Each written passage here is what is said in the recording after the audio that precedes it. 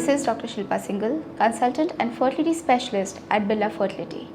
Let's talk about thin endometrium. Now, the endometrium is that part of the uterine cavity where the embryo is implanted. ये वो part है जहाँ पे हम भ्रूण को IVF के ट्रीटमेंट के दौरान इम्प्लांट करते हैं. This is the most important point of contact between the fetus and the mother. इसकी अगर मैं आम भाषा में बात करूँ तो इसे यूट्रस के अंदर की झिल्ली या यूट्रस के अंदर की लाइनिंग के तौर पे हम जानते हैं. IVF में यूट्रस की लाइनिंग का बहुत इम्पॉर्टेंट रोल है. ये वो पार्ट है जहाँ पे अगर हम एम्ब्रियो को रखेंगे तो वो एम्ब्रियो इम्प्लांट तभी होगा जब हमारी यूट्राइन लाइनिंग अच्छी होगी. एक अच्छी यूट्राइन लाइनिंग का हॉलमार्क फीचर उसकी थिकनेस होती है. जब भी यूट्रस लाइनिंग की थिकनेस 7 mm से कम होती है तो हम उसको थिन एंडोमेट्रियम लेबल कर देते हैं. इसके अलावा यूट्रस की रिसेप्टिविटी देखने के लिए हम यूट्राइन फ्लो भी मेजर करते हैं.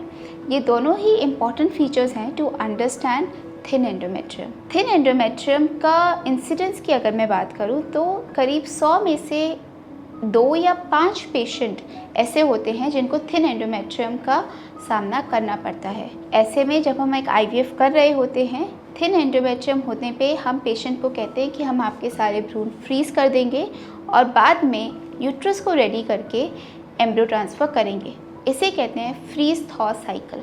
ये एक बहुत इम्पॉर्टेंट प्रक्रिया है जो थिन एंडोमेट्रियम के पेशेंट्स में हम यूज़ करते हैं ताकि सक्सेस रेट इम्प्रूव हो जाए. Now let's come to the causes of thin endometrium कि आखिर ऐसा क्या है जिसकी वजह से हमारे यूट्रस की लाइनिंग ग्रो नहीं कर रही है. Now the most important cause of thin endometrium is the presence of infection. कोई भी पुराने टाइम पे इन्फेक्शन अगर आपको हुआ है, मोस्ट कॉमनली TB का इन्फेक्शन काफ़ी कॉमन है इनफर्टिलिटी के पेशेंट्स में. पर TB के अलावा भी काफ़ी इन्फेक्शंस हैं जिसे कि हम PID कहते हैं, पेल्विक इन्फ्लेमेटरी डिजीज़ेस, जिसकी वजह से यूट्रस की लाइनिंग ख़राब हो जाती है.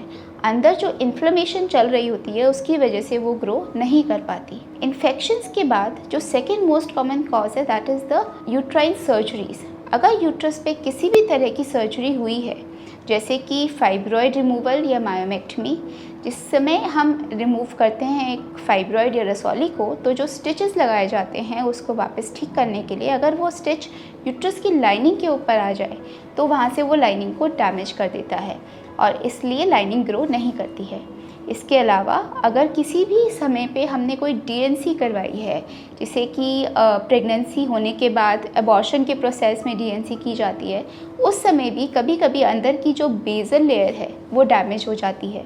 उसकी वजह से भी यूट्रस की लाइनिंग ग्रो नहीं कर पाती और उसे हम कहते हैं पोस्ट DNC एशरमैन सिंड्रोम. इसका जो एडवांस्ड फॉर्म है या एक सीवियर फॉर्म है उसमें यूट्रस की दोनों वॉल्स आपस में चिपक जाती हैं और आपस में जाले बन जाते हैं.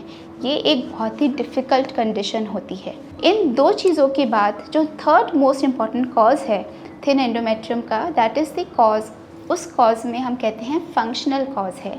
यानी कि बॉडी में ईस्ट्रोजन हार्मोन कम होने की वजह से यूट्रस की लाइनिंग रेडी नहीं हो रही. ईस्ट्रोजन का जो हार्मोन है वो एग से बनता है. अगर जब भी AMH हार्मोन कम है या एज ज़्यादा है पेशेंट की, मोर देन 38 ईयर्स और 40 ईयर्स, तो बॉडी में ईस्ट्रोजन की कमी आ सकती है जिसकी वजह से थिन एंडोमेट्रियम भी हमें फेस करना पड़ता है. Last but not the least, the most important cause could be decreased blood flow. जब भी ब्लड फ्लो यूट्रस के अंदर की लेयर्स में कम हो जाता है तो ऐसे में लाइनिंग थिन होनी शुरू हो जाती है और अच्छे से ग्रो नहीं करती है. So this was all about the uterine blood flow.